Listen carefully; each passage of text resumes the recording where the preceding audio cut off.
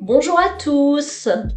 Dans un monde où le rythme de vie s'accélère constamment, où les journées semblent toujours trop courtes et les obligations toujours plus nombreuses, la notion de repos est souvent reléguée au second plan. Parmi les moyens de récupération à notre disposition, la sieste est sans doute l'un des plus controversés. D'un côté, elle est vue comme un remède miracle par certains, un moment privilégié pour recharger les batteries et retrouver de l'énergie. De l'autre, elle est considérée par d'autres comme un signe de paresse ou une mauvaise habitude, qui perturberait le sommeil nocturne. Alors, faut-il faire la sieste ou l'éviter? Et surtout, dans quelles conditions est-elle bénéfique, voire recommandée? Pour bien comprendre les effets de la sieste, il faut d'abord s'intéresser à notre horloge biologique interne, appelé rythme circadien. Ce rythme régule naturellement les périodes d'éveil et de sommeil sur une journée de 24 heures. Il se trouve qu'il existe chez la plupart des êtres humains un creux d'énergie naturelle entre 13 heures et 15 heures qui correspond à une baisse de vigilance, de concentration et parfois même à une sensation de somnolence. Ce phénomène est tout à fait normal, même après une bonne nuit de sommeil. C'est donc à ce moment précis que la sieste peut jouer un rôle intéressant. Faire une sieste courte de 10 à 20 minutes maximum peut avoir de nombreux bienfaits. Elle permet par exemple d'améliorer la mémoire, la créativité, la concentration et même l'humeur. Elle agit également comme un moyen de prévention contre la fatigue chronique et le stress.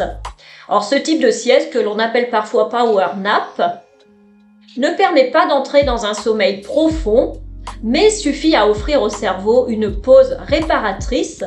On en ressort plus alerte, plus productif, avec une sensation de fraîcheur mentale, souvent comparable à celle que l'on ressent après un bon café, sans les effets secondaires que peut entraîner bien sûr la caféine.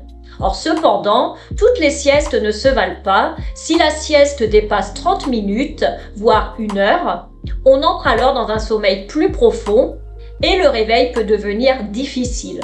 Ce qu'on appelle l'inertie du sommeil peut se manifester avec une sensation de lourdeur, de confusion, de manque d'énergie, parfois pire que l'état dans lequel on se trouvait avant la sieste. Or, ce type de repos prolongé, s'il devient une habitude, peut également nuire à l'endormissement le soir et déséquilibrer le rythme de sommeil global. Il est donc essentiel de doser la durée de la sieste avec précision et de l'adapter à ses propres besoins.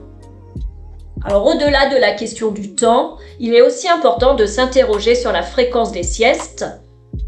Une sieste occasionnelle, après une nuit trop courte ou une matinée particulièrement intense, peut être tout à fait bénéfique, mais si le besoin de dormir en journée devient régulier, voire indispensable, cela peut être le signe que quelque chose ne va pas.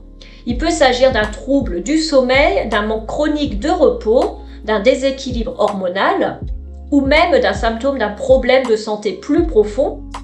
Alors dans ce cas, il ne faut pas simplement se contenter de faire des siestes pour compenser, mais plutôt chercher à en identifier les causes. Or, consulter un professionnel de santé peut alors être une démarche pertinente pour évaluer son hygiène de vie, son alimentation, la qualité de son sommeil nocturne ou encore son niveau de stress. Alors, il convient également de rappeler que la qualité du sommeil est souvent plus importante que la quantité. Une personne dormant 8 heures d'un sommeil agité, interrompu ou non réparateur, se sentira sans doute plus fatiguée qu'une autre ayant dormi 6 heures d'un sommeil profond et ininterrompu. Ainsi, la sieste ne devrait pas être vue comme une solution miracle ou un pansement sur une mauvaise hygiène de vie, mais plutôt comme un complément ponctuel et intelligent à un mode de vie équilibré. Enfin, il est intéressant de noter que la sieste est une pratique culturelle dans de nombreuses régions du monde. Dans certains pays d'Amérique latine, d'Asie ou du sud de l'Europe, faire une pause en début d'après-midi est totalement intégré dans le quotidien. Elle fait même parfois partie de la culture du travail avec des moments de repos aménagés dans les entreprises. Ces pratiques ne sont pas anodines, elles reflètent une compréhension différente du rapport au temps. à la performance et au bien-être. En conclusion, la sieste peut être une excellente habitude si elle est pratiquée avec modération, au bon moment et pour les bonnes raisons. Alors, elle peut nous aider à mieux gérer notre énergie, à améliorer notre humeur, à renforcer notre vigilance et même à protéger notre santé mentale. Mais elle doit toujours s'inscrire dans une démarche plus globale de bien-être. Alors, si vous ressentez régulièrement le besoin de dormir en journée, il est peut-être temps d'écouter votre corps, de revoir vos habitudes et, si besoin, de demander conseil à un professionnel. Et voilà, on arrive à la fin de cette vidéo. J'espère qu'elle vous a plu et qu'elle vous a permis d'y voir un peu plus clair sur les bienfaits et les limites de la sieste. Alors, comme toujours, l'essentiel, c'est d'écouter son corps et d'adopter les bonnes habitudes sans culpabiliser.